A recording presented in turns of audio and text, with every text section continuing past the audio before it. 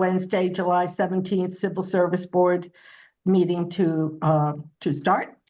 And Tom, I assume you're taking attendance. You're going to be our scribe. Okay, great. I have attendance, yes. Okay. I need a motion to approve the July 1st special meeting minutes. Make a motion. Thank you. And a second, Barbara, thank you. Any discussion, corrections, changes? All right, seeing none, all in favor, say aye. Aye. Aye. Thanks. Thank you. None opposed, I see. All right, motion passes. Any general public people to talk to us? Okay, fine.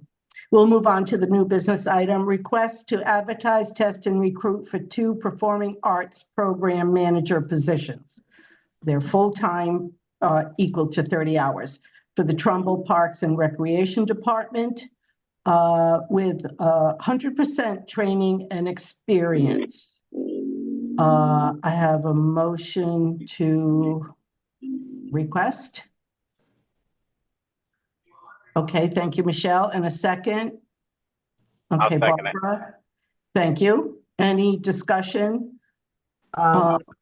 If you don't mind, Madam Chair, if I could just give a little bit of background. Yeah, I have a question. Good. Yeah, and the funny thing is that what I'm saying to you for the first one is going to be the same thing for the second one. So currently, right now, there are 2 performing arts program managers. They're not titled that currently. We've updated the title, but they currently exist in the town, and they are non-full-time. They're part-time employees.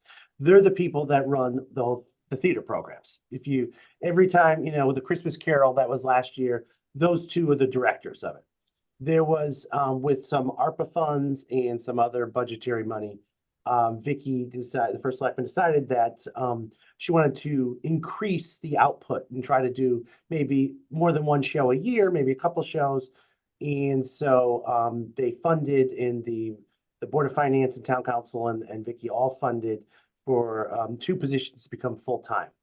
But this is the key, though, is that full-time is defined under civil service rules as 20 hours and up.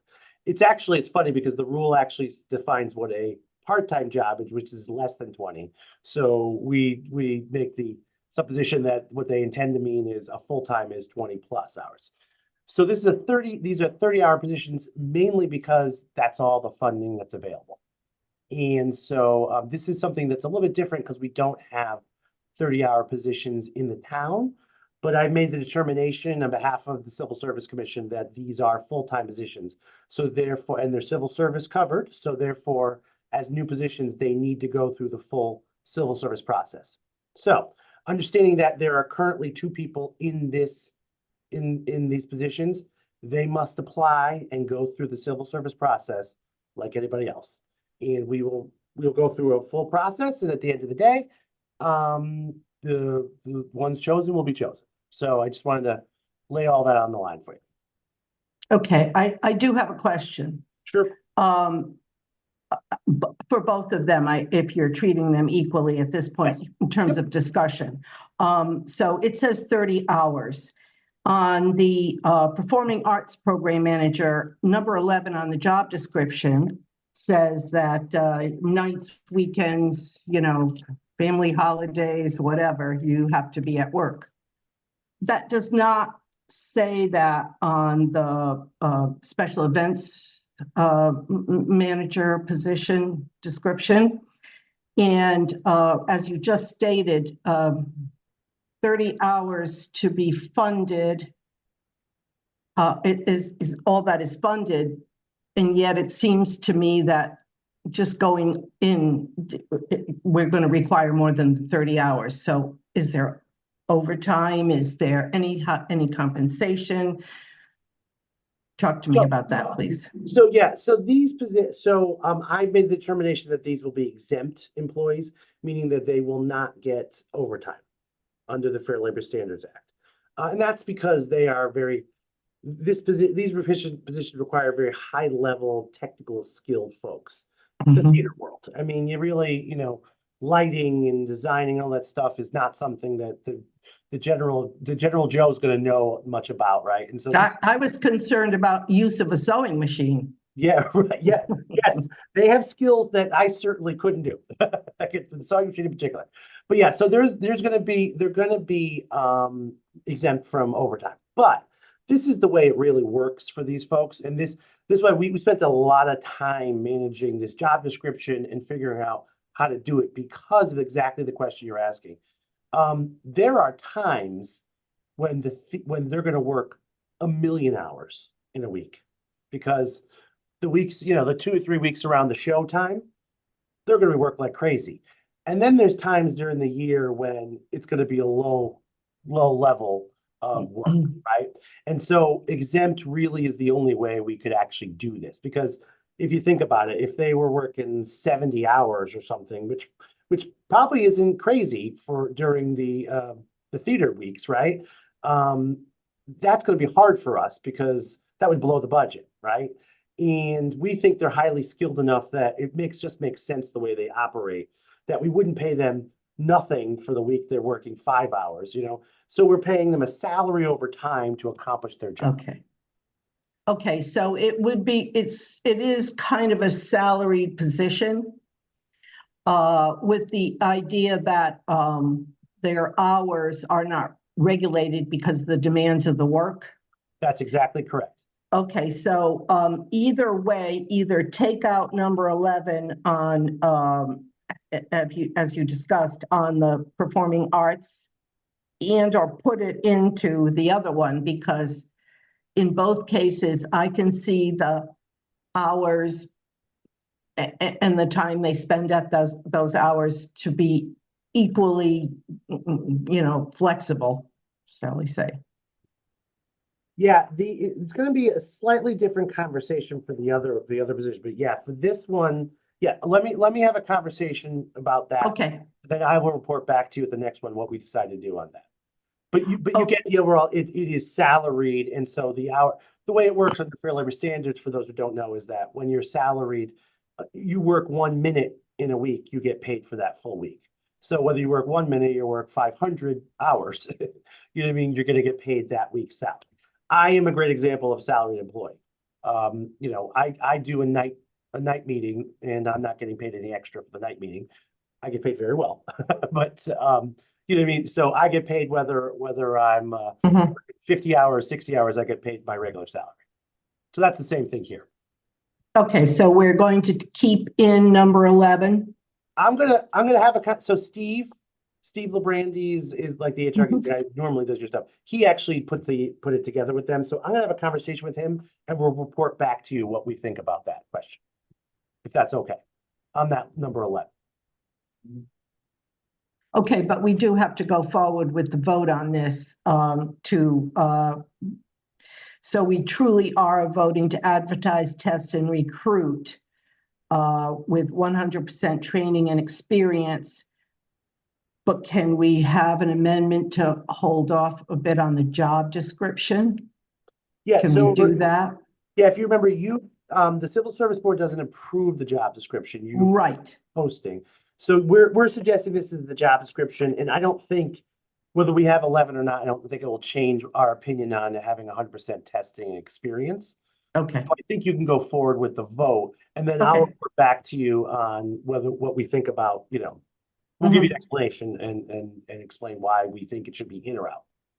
Okay, I'm satisfied with your statement that the civil service is not responsible for the job description. Right, yes.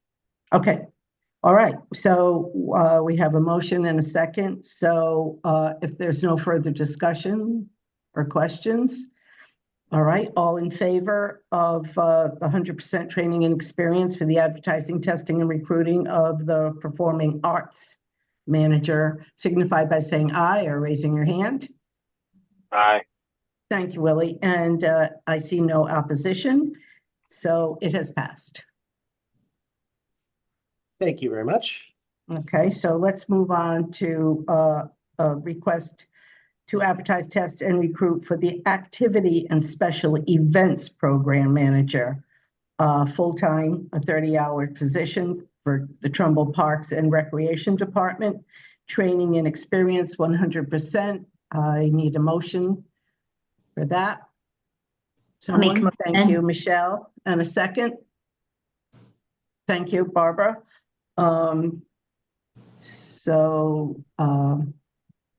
Before we vote, any discussion, tell us about it. Okay. So this is similar to the first one, is that there is currently someone in the position. It is a part-time position. And there was a desire to increase the events and also to help out with like events that are currently run through the First Selectman's office, like Trumbull Day, where, I mean, I don't know if you know how it works, but like Kathy, there's a commission, but Kathy McGannon does a lot of that by herself. And so so this is to increase capacity for the town. So there is someone in the part-time position. They have been very clearly informed that they would have to apply for this position and pass the civil service exam and to be chosen. And so everyone's good with that. And this is also a 30-hour because that's all the funding that was available under the with the budget. It is what it is. And this one is a little slightly different because a union has made a claim for the position. They don't have the position yet at this moment, but they actually called me to say they're putting a claim in. So that doesn't affect anything you guys are doing here. I just wanted to make sure you know that this position has been claimed by, or will, probably most likely will is the better way to say it, will be claimed in the next couple days by the union. Just FYI. This is also going to be an exempt position. The difference between the current position and what will be in the future, what in this position with the full-time is that it'll be a higher level type position. There'll be more supervisory skills added. If you see in the job description, there's more advanced stuff like that, which allowed me to make the determination that this also could be an exempt position. So this will also be exempt, and meaning that it won't get overtime, it'll be salaried. Okay. All right. I have a question. Will that change if it does become a union position? What may change in the union position is the job description and the salary. So once they make a claim, I have to do, if we don't fight the claim, which we wouldn't fight the claim here, because this is probably a union position, then I would have to negotiate with the union on the job description and the salary. Chances are pretty good that it'll look very similar to this. It's not going to change dramatically, because what we'll say to them is that we just won't fill the position if it's not something that we want. You know what I mean? And so chances are it's not going to change dramatically from here. But if it did change dramatically, I would come back to the Civil Service Commission again, because it might change the posting. So we would not post if there's a claim until after advertise, post, all that stuff until after I have finished the job description with them. And if it does change dramatically, I would put on the next agenda to come back to you guys to reconsider. But I don't really expect that to happen, to be honest. But what I will do is we'll send you, even if it changes one word, we'll send you an update of the job description, just so you have it. Okay, great. Thank you. Any other questions, concerns? All right, very good. Everyone who is for requesting to advertise, test, and recruit for the Activity and Special Events Program Manager, signify by saying aye or raise your hand. Aye. Thank you, Ellie. And seeing no opportunity for opposition, the motion passes. And just need a motion to adjourn. And thank you so much. Okay, thank you. And a motion to adjourn. Thank you and thank you. So, Write we- down whoever you will, because we all want to adjourn. so who was the first and the second on the adjournment? Barbara made the motion and Michelle seconded it. Awesome. Because An I executive decision. Yeah. have to report back to my boss, Louisa. She writes this up. Yeah, right. I don't want to All be in right. trouble. Thank you very much, guys. Thanks, everybody. Bye.